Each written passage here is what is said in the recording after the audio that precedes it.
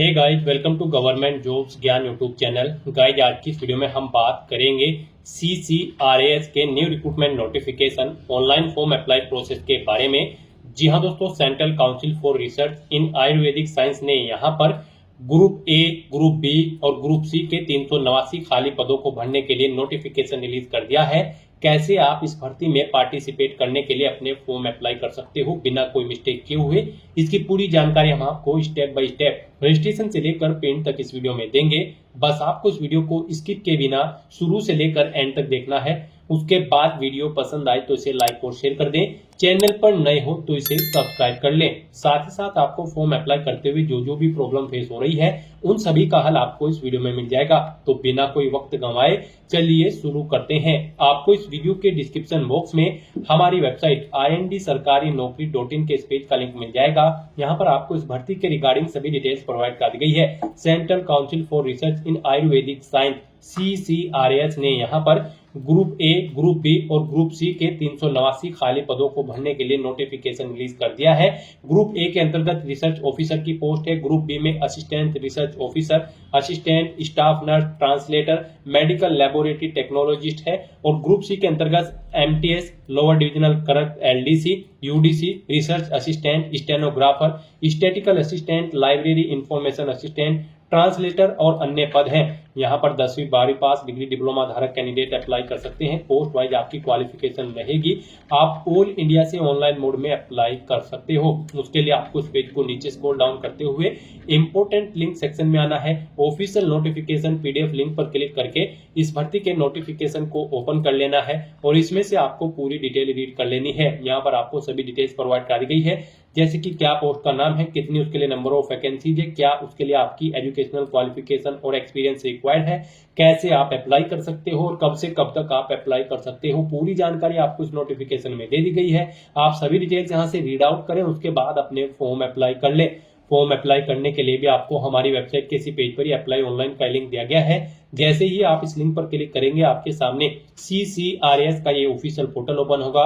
Guys, यहाँ पर अगर आपने पहले से रजिस्ट्रेशन कर रखा है तो आपको यहाँ पर रजिस्टर्ड कैंडिडेट के सेक्शन में आकर रजिस्टर्ड कैंडिडेट के इस लिंक पर क्लिक कर देना है।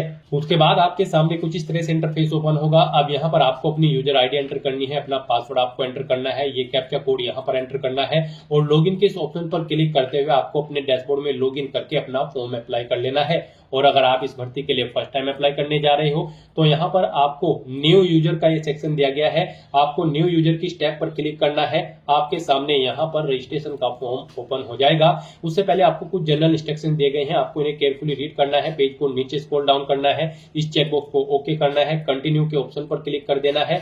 फिर यहाँ पर आपके सामने कुछ इस तरह से इंटरफेस शो होगा।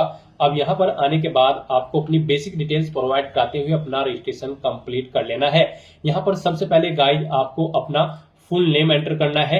उसके बाद आपको अपना फुल नेम एक बार फिर से एंटर करके उसे कंफर्म कर लेना है। ये नेम आपको अपनी 10वीं की मार्कशीट के अकॉर्डिंग एंटर करना होगा। फिर यहाँ पर आपको अपने फादर का नाम एंटर करना है, उसे भी कंफर्म कर लेना है। मदर का नाम एंटर करना है, उसे भी कंफर्म कर लेना है। अपनी डेट ऑफ बर्थ यहाँ पर आपको फिर सिलेक्ट कर लेनी होगी इस कैलेंडर में से, उसे भी एक बार फिर से सिलेक्ट करके कंफर्म कर लेना है। अपनी डिटेल आपको अपनी 10वीं की मार्कशीट के अकॉर्डिंग यहाँ पर फिल करनी होगी। फिर यहाँ पर आपको अपना जेंडर सेलेक्ट करना है। फिर आपको अपना जेंडर एक बार फिर से सिलेक्ट करके उसे कंफर्म कर लेना है। अपनी नेशनलिटी यहाँ पर आपको सिलेक्ट करनी है, उसे भी कंफर्म कर लेना है। फिर यहाँ पर आपको अपना मोबाइल नंबर एंटर करना है, ईमेल आईडी एंटर करनी है और सेंड OTP के ऑप्शन पर क्लिक करना है। उसके बाद आपके रजिस्टर्ड मोबाइल नंबर और ईमेल आईडी पर OTP सबमिट किए जाएंगे। उन्हें यहाँ पर आपको एंटर करके अपना मोबाइल नंबर और ईमेल आईडी वेरीफाई कर लेनी है। फिर यहाँ पर आपको अपना पासवर्ड एंटर करना है। पासवर्ड यहाँ पर आपका 0 से 9 कैरेक्टर के बीच में होना चाहिए और ये अल्फा न्यूमेरिक फॉर्मेट में होना चाहिए। मींस आपके पासवर्ड में कम से कम एक अपर केस कैरेक्टर, एक लोअर केस कैरेक्टर, एक इंटीजर नंबर और एक स्पेशल कैरेक्टर जैसे कि @ या फिर डॉलर होना चाहिए। तो इस फॉर्मेट में यहाँ पर आपको अपना पासवर्ड एंटर करना है। उसके बाद वही पासवर्ड आपको कंफर्म पासवर्ड फील्ड में एंटर करना है और उसके बाद गाइस आपको ये कैप्चा कोड इस बॉक्स में एंटर करना है और फिर आपको सबमिट के इस ऑप्शन पर क्लिक कर देना है। इस तरह से यहाँ पर आपका रजिस्ट्रेशन सक्सेसफुली कंप्लीट हो जाएगा। आपको एक यूजर आईडी यहाँ पर प्रोवाइड कर दी गई है, आपको इसे नोट डाउन कर लेना है। ये यूजर आईडी और पासवर्ड आपका आपके रजिस्टर्ड मोबाइल नंबर और ईमेल आईडी पर भी सबमिट कर दिए गए हैं। आपको उन्हें केयरफुली नोट डाउन करके रख लेना है फ्यूचर यूज के लिए। और यहाँ पर गाइस जब आपको please click here to login के इस ऑप्शन पर क्लिक करना है, नेक्स्ट आपके सामने कुछ इस तरह से इंटरफेस ओपन होगा। अब यहाँ पर आपको अपनी यूजर आईडी एंटर करनी है, अपना पासवर्ड आपको एंटर करना है, ये कैप्चा कोड यहाँ पर एंटर करना है और आपको लॉगिन की स्टेप पर क्लिक करते हुए अपने डैशबोर्ड में लॉगिन कर लेना है। नेक्स्ट आपके सामने जनरल इंस्ट्रक्शंस ओपन होंगे। फॉर्म अप्लाई करने से पहले आपको इन्हें केयरफुली रीड करना है, पेज को नीचे स्क्रॉल डाउन करना है और उसके बाद आपको यहाँ पर कंटिन्यू के इस ऑप्शन पर क्लिक कर देना है। यहाँ पर आपका फॉर्म स्टार्ट हो चुका है। यहाँ पर आपको कुछ चीजें आपकी ऑटोमेटिकली फिर मिल जाएगी, जैसे कि आपका नाम, आपके फादर का नाम, आपकी मदर का नाम, जो यहाँ पर आपने रजिस्ट्रेशन टाइम पे प्रोवाइड कराई थी। अब यहाँ पर आपको अपनी कैटेगरी सिलेक्ट करनी है। आप अपने अकॉर्डिंग यहाँ पर अपनी कैटेगरी सिलेक्ट करें। उसके बाद आपसे पूछा गया है कि क्या आप यहाँ पर EWS कैटेगरी से बिलोंग करते हैं, अगर करते हैं तो यस करें, नहीं तो यहाँ पर आप नो ऑप्शन सेलेक्ट करें। अपना मैरिटल स्टेटस आप सिलेक्ट करें, आप मैरिड हो या फिर सिंगल हो या फिर विडो या फिर डाइवोर्स, आप अपने अकॉर्डिंग यहाँ से ऑप्शन सेलेक्ट करें। फिर आपसे पूछा गया कि क्या आप person with benchmark disability candidate हैं और आपकी डिसेबिलिटी 40% से अबव है, अगर है तो आप यस करेंगे, डिसेबिलिटी का टाइप सेलेक्ट करेंगे, नहीं है तो यहाँ पर आप नो ऑप्शन सेलेक्ट कर लेंगे। फिर आपसे पूछा गया कि क्या आप एक सर्विसमैन कैंडिडेट हैं, अगर है तो आप यस करेंगे, ज्वाइनिंग डेट देंगे, डिस्चार्ज डेट देंगे। फिर यहाँ पर आपकी एक्चुअल सर्विस की कैलकुलेट करके आपको शो कर दी जाएगी कि कितने ईयर, मंथ और डे आपने सर्विस की है। और अगर आप एक सर्विसमैन कैंडिडेट नहीं है तो यहाँ पर आपको नो ऑप्शन सेलेक्ट कर लेना है। फिर आपसे पूछा गया कि क्या आप यहाँ पर आपके पास जम्मू और कश्मीर का डोमिसाइल है, यहाँ पर ड्यूरिंग पीरियड 1/1/1980 से 31/12/1989 के बीच में, अगर है तो आप यस करेंगे, नहीं तो नो ऑप्शन सेलेक्ट करेंगे। फिर आपसे पूछा गया कि क्या आप सेंट्रल गवर्नमेंट सिविलियन एम्प्लॉय हैं, अगर है तो आप यस करें और फिर उसकी डिटेल दे, नहीं है तो नो ऑप्शन सेलेक्ट करें। फिर आपसे पूछा गया कि क्या आप स्पोर्ट पर्सन हैं, अगर है तो आप यस करें, स्पोर्ट लेवल यहाँ पर सिलेक्ट करें और फिर आप बताएं यहाँ पर कौन सा स्पोर्ट आपके पास था, नहीं है तो आप नो ऑप्शन सेलेक्ट कर लें। उसके बाद यहाँ पर आपको अपनी कॉन्टैक्ट डिटेल प्रोवाइड करानी है। यहाँ पर आप अपना परमानेंट एड्रेस एंटर करें, उसके बाद आप अपना कोरोस्पोंडेंस एड्रेस एंटर करें और अगर आपका कोरोस्पोंडेंस एड्रेस आपके परमानेंट एड्रेस के अकॉर्डिंग सेम है तो आप सेम एज परमानेंट एड्रेस के चेकबॉक्स को ओके कर देंगे। ऑटोमेटिकली आपका परमानेंट एड्रेस आपके कोरोस्पोंडेंस एड्रेस के अकॉर्डिंग फिल हो जाएगा और उसके बाद गाइस यहाँ पर आपको सेव एंड कंटिन्यू के ऑप्शन पर क्लिक कर देना है। नेक्स्ट यहाँ पर आपको अपनी एजुकेशनल क्वालिफिकेशन की डिटेल प्रोवाइड करनी है। इसमें आपको 10वीं क्लास की डिटेल सबसे पहले प्रोवाइड करनी होगी। इसमें यहाँ पर सबसे पहले आपको बोर्ड का नाम सिलेक्ट करना है जिससे आपने अपनी 10वीं क्लास पास आउट की है। पासिंग मंथ और ईयर यहाँ पर आपको सिलेक्ट कर लेना है। फिर आपको बताना है आपका जो रिजल्ट था वो सीजीपीए में था या फिर परसेंटेज में। सीजीपीए या परसेंटेज जिसमें भी आपका आप ऑप्शन सिलेक्ट करें और वो यहाँ पर आप एंटर कर दें और उसके बाद फिर गाइस यहाँ पर आपको सेव एंड कंटिन्यू के इस ऑप्शन पर क्लिक कर देना है। नेक्स्ट यहाँ पर आपको अपना फोटो अपलोड करना है। उसके लिए आपको गाइडलाइन दी गई है। फोटो यहाँ पर आपका 20 KB से 100 KB के बीच में होना चाहिए। जेपीजी, जेपीईजी या फिर पीएनजी फॉर्मेट में आपका फोटो होना चाहिए। यहाँ पर जब आप अपना फोटो अपलोड करेंगे और उसका साइज अगर कम या ज्यादा है तो आप इंटरनेट ब्राउजर पर जाएं और वहां पर इमेज रिसाइजर टाइप करें। मल्टीपल ऑनलाइन वेबसाइट ओपन होंगी, उनमें से आप कोई भी वेबसाइट ओपन करें और अपना फोटो वहां पर आप इंपोर्ट करें और दी गए साइज के अकॉर्डिंग उसे सेट करके आप फिर उसे डाउनलोड करके यहाँ पर अपलोड कर दें।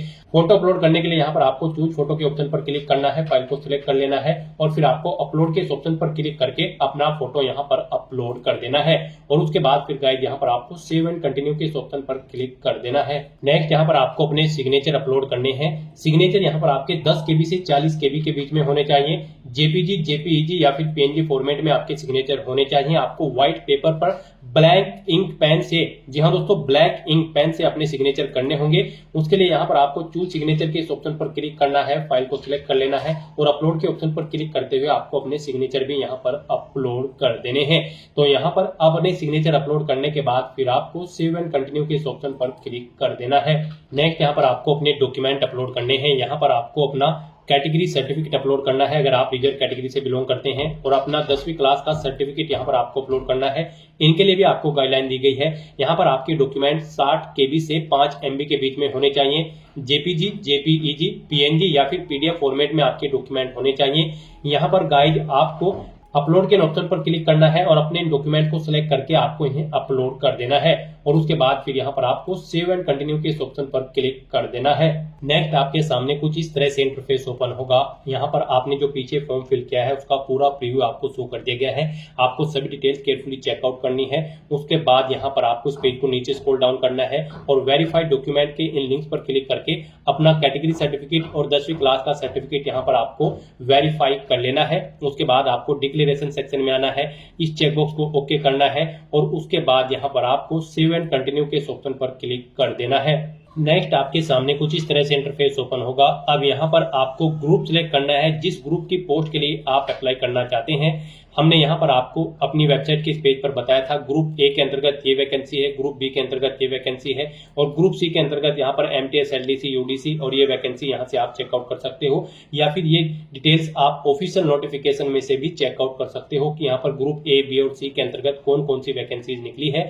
तो यहाँ पर अब आपको ग्रुप सिलेक्ट करना है जिस ग्रुप के लिए आप अप्लाई करना चाहते हैं। उसके बाद यहाँ पर आपको पोस्ट सेलेक्ट करनी है जिस पोस्ट के लिए यहाँ पर आप अप्लाई करना चाहते हैं। यहाँ पर आप अपने कोडिंग ऑप्शन सेलेक्ट करें और फिर गाइस यहाँ पर आप सेव एंड कंटिन्यू के इस ऑप्शन पर क्लिक कर दें। नेक्स्ट यहाँ पर आपने जो पोस्ट सेलेक्ट की है उसकी एजुकेशनल क्वालिफिकेशन और एक्सपीरियंस की डिटेल आपको देनी होगी। यहाँ पर हम आपको एमटीएस जे की पोस्ट के लिए अप्लाई करके दिखा रहे हैं। यहाँ पर अगर आप किसी और अन्य पोस्ट के लिए अप्लाई करते हैं एमटीएस की तो उसमें यहाँ पर जो भी ट्रेड्स होंगी उनके अकॉर्डिंग आपको पोस्ट प्रेफरेंस भी देनी होगी। तो यहाँ पर आपको दी गई पोस्ट के अकॉर्डिंग अपनी क्वालिफिकेशन की डिटेल देनी है। यहाँ पर एमटीएस जे की पोस्ट पर अप्लाई करने के लिए आपका यहाँ पर 10वीं क्लास पास आउट होना जरूरी है किसी वेल रिकॉग्नाइज्ड बोर्ड या फिर स्कूल से। तो यहाँ पर आपसे पूछा गया है कि क्या आपने अपनी 10वीं क्लास पास आउट कर रखी है रिकॉग्नाइज्ड बोर्ड से। तो यहाँ पर आपको यस ऑप्शन सिलेक्ट करना है। उसके बाद यहाँ पर आपको सेव एंड कंटिन्यू के इस ऑप्शन पर क्लिक कर देना है। गाइस यहाँ पर आप ऑफिशियल नोटिफिकेशन से चेकआउट कर सकते हो। आप जिस भी पोस्ट के लिए अप्लाई करेंगे उसकी एजुकेशनल क्वालिफिकेशन और एक्सपीरियंस की डिटेल आप ऑफिशियल नोटिफिकेशन से चेकआउट कर सकते हो। जैसे कि हम यहाँ पर आपको एमटीएस जे की पोस्ट के लिए अप्लाई करके दिखा रहे हैं। इस पोस्ट पर अप्लाई करने के लिए आपका केवल 10वीं क्लास पास आउट होना जरूरी है किसी वेल रिकॉग्नाइज्ड बोर्ड या फिर इंस्टीट्यूट से। और अगर यहाँ पर आप एमटीएस ग्रुप सी की इस पोस्ट के लिए अप्लाई करते हैं जिसमें यहाँ पर अलग अलग डिसिप्लिन है जैसे कि MTS field attendant, MTS panchakarma, MTS pharmacy, dresser, cook, ward boy, तो इस पर अप्लाई करने के लिए आपके पास यहाँ पर आपका आईटीआई पास आउट होना जरूरी है प्लस यहाँ पर आपका 10वीं क्लास पास आउट होना जरूरी है या फिर यहाँ पर आपको एक्सपीरियंस होना जरूरी है 10वीं क्लास पास आउट होने के साथ साथ 1 साल का कम से कम एमटीएस की पोस्ट पर। तो यहाँ से आप अपने अकॉर्डिंग अपनी एजुकेशनल क्वालिफिकेशन चेकआउट करें ऑफिशियल नोटिफिकेशन में से और उसके बाद यहाँ पर आप अपनी क्वालिफिकेशन को यस करते हुए फिर सेव एंड कंटिन्यू के ऑप्शन पर क्लिक कर दें। फिर गाइस यहाँ पर आपकी जो एक क्वालिफिकेशन या फिर एक्सपीरियंस की डिटेल है उसका डॉक्यूमेंट या फिर सर्टिफिकेट आपको अपलोड करना होगा। उसके लिए यहाँ पर आपको अपलोड के ऑप्शन पर क्लिक करना है, फाइल को सिलेक्ट कर लेना है और अपनी क्वालिफिकेशन या फिर एक्सपीरियंस का सर्टिफिकेट या फिर डॉक्यूमेंट यहाँ पर आपको अपलोड कर देना है और फिर यहाँ पर आपको प्रीव्यू के इस ऑप्शन पर क्लिक कर देना है। नेक्स्ट आपने जो डिटेल प्रोवाइड कराई है उसका पूरा प्रीव्यू आपको शो कर दिया गया है। अब यहाँ पर आपको अपना डॉक्यूमेंट वेरीफाई करना है। उसके लिए आपको वेरीफाई डॉक्यूमेंट के लिंक पर क्लिक करना है और अपनी क्वालिफिकेशन या फिर एक्सपीरियंस का जो डॉक्यूमेंट आपने अपलोड किया है वो आपको वेरीफाई कर लेना है। उसके बाद गाइस यहाँ पर आपको I accept all the above declaration के इस चेकबॉक्स को ओके करना है और फिर यहाँ पर आपको सबमिट एंड प्रोसीड टू पे के ऑप्शन पर क्लिक कर देना है। अब यहाँ पर आपको अपना फीस पेमेंट करना है। यहाँ पर आपको आपकी कैटेगरी के अकॉर्डिंग एप्लीकेशन फीस का अमाउंट शो कर दिया गया है। यहाँ पर फीस पेमेंट करने के लिए आपको यहाँ पर एसबीआई ई पे के इस ऑप्शन पर क्लिक करना है। उसके बाद यहाँ पर आपको प्रोसीड टू पेमेंट के इस ऑप्शन पर क्लिक कर देना है। गाइस यहाँ पर अगर आप ग्रुप ए की पोस्ट के लिए अप्लाई करते हैं और अगर आप जनरल ओबीसी कैंडिडेट हैं तो आपको 1500 रुपये फीस जमा करानी है। EWS, SC, ST, pH female candidate को 500 रुपये जमा करानी होगी और अगर आप ग्रुप बी की पोस्ट के लिए अप्लाई करते हैं जनरल ओबीसी कैंडिडेट हैं तो 700 रुपये फीस आपको देनी होगी। EWS, SC, ST, pH female candidate को 200 देनी होगी और अगर आप ग्रुप सी की पोस्ट के लिए अप्लाई करते हैं जनरल ओबीसी कैंडिडेट हैं तो आपको 300 फीस देनी होगी। EWS, SC, ST, pH female candidate को मात्र 100 रुपये फीस देनी होगी। ये फीस के अमाउंट आप ऑनलाइन मोड से जमा करा सकते हो। फीस पेमेंट करने के लिए आपके सामने इंटरफेस कुछ इस तरह से शो होगा। यहाँ पर आप debit card, credit card, net banking या फिर यूपीआई के माध्यम से अपना फीस पेमेंट कर सकते हो। यूपीआई यहाँ पर आपके लिए सबसे बेस्ट और इजी ऑप्शन रहेगा। यूपीआई के ऑप्शन पर क्लिक करें और अगर आप यूपीआई आईडी के थ्रू फीस पेमेंट करना चाहते हैं तो इस बॉक्स पर क्लिक करें। फिर यहाँ पर आप अपनी यूपीआई आईडी एंटर करें। उसके बाद गाइस वैलिडेट यूपीआई आईडी के ऑप्शन पर क्लिक करते हुए आप अपना फीस पेमेंट कर दें और अगर आप यूपीआई क्यूआर कोड के थ्रू अपना फीस पेमेंट करना चाहते हैं तो यहाँ पर यूपीआई क्यूआर के ऑप्शन पर क्लिक करें। पे नाउ के ऑप्शन पर क्लिक करें। उसके बाद यहाँ पर आपको ये QR कोड शो होगा, आप इसे अपने UPI से स्कैन करें और अपना फीस पेमेंट कर दें। सक्सेसफुली फीस पेमेंट करने के बाद यहाँ पर आपका एप्लीकेशन फॉर्म सबमिट हो जाएगा। उसके बाद आप अपने एप्लीकेशन फॉर्म का एक हार्ड कॉपी प्रिंट आउट ले सकते हो फ्यूचर यूज के लिए, फ्यूचर रेफरेंस के लिए, और फिर आप अपने डैशबोर्ड में जाकर चेकआउट कर सकते हो कि आपका फॉर्म यहाँ पर सक्सेसफुली सबमिट हो चुका है या फिर नहीं। यहाँ पर आप मल्टीपल पोस्ट के लिए अप्लाई कर सकते हैं। आप अपने डैशबोर्ड में जाकर दोबारा से आप जिस दूसरी पोस्ट के लिए अप्लाई करना चाहते हैं अप्लाई कर सकते हैं। सेम प्रोसीजर रहेगा, बस क्वालिफिकेशन यहाँ पर आपको चेंज करनी होगी। उस पोस्ट के अकॉर्डिंग आपको अपनी क्वालिफिकेशन यहाँ पर फिल करनी होगी और डॉक्यूमेंट्स आपको अपलोड करने होंगे। तो दोस्तों ऐसे आप CCRAS ग्रुप A, B और C की इन पोस्ट के लिए अपने फॉर्म अप्लाई कर सकते हो बिना कोई मिस्टेक किए हुए। आज की इस वीडियो में बस इतना ही। आई होप ये वीडियो आपको पसंद आई होगी। अगर पसंद आई हो तो इसे लाइक और शेयर करें, चैनल पर नए हो तो इसे सब्सक्राइब कर लें। Thanks for watching.